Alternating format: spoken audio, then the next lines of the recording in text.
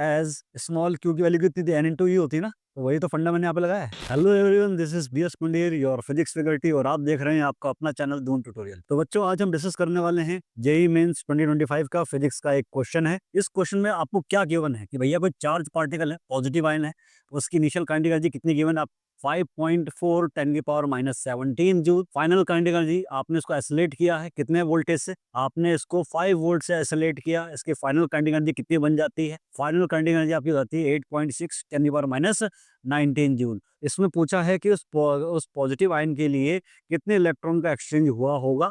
First of all आप देखेंगे kinetic energy में चेंज कितना है बच्चों। काइनेटिक एनर्जी में चेंज आता है, कैसे निकालते हैं, फाइनल माइनस के इनिशियल। तो फाइनल में से इनिशियल माइनस करेंगे, यू विल गेट 3.2 10 की power -17 joule, -17 joule. This much of kinetic energy change occurs while isolating this charge particle। और आपको अच्छी तरह से पता है वर्क एनर्जी थ्योरम क्या बोलती है कि change in kinetic energy is always equals to the work done on that charge particle, right.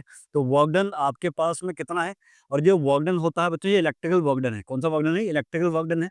तो electrical work done by this 5 volt is this much. और इलेक्ट्रिकल वर्क डन का formula क्या होता है, Q into oscillating voltage into what ever the change is 3.2 what ever the change in kinetic energy. तो उसको अगर मैं सॉल्व करता हूँ, V की वैल्यू कितनी है, 5 वोल्ट है, तो Q की वैल्यू कितनी आ जाएगी, 3.2 अपॉन 5 10 की पावर -17।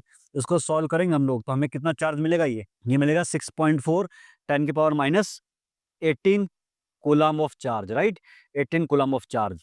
तो आपको पता है बच्चों, क्वांटाइजेशन ऑफ चार्ज क्या बोलता है कि this charge must be equals to small N. Small N को इंटीजर है, सम मिनिमम पॉसिबल चार्ज कितना होता है, टू 10 की पावर -19। तो कोई भी चार्ज स्मॉल क्यू इसके इक्वल होना चाहिए 6.4 10 की पावर -18।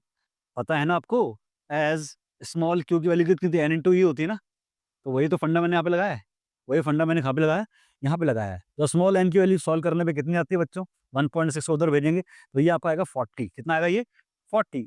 बट उसने क्या बोला है कि there are 10 into capital N number of electrons been exchange. तो मतलब उसने स्मॉल एन को क्या माना है, उसने माना है 10 इंटू कैपिटल एन, और आपसे कैपिटल एन की वैल्यू पूछी है उसने बच्चों आपसे। तो अगर मैं इसे सॉल्व करता हूं तो you will get n equals to 4, right.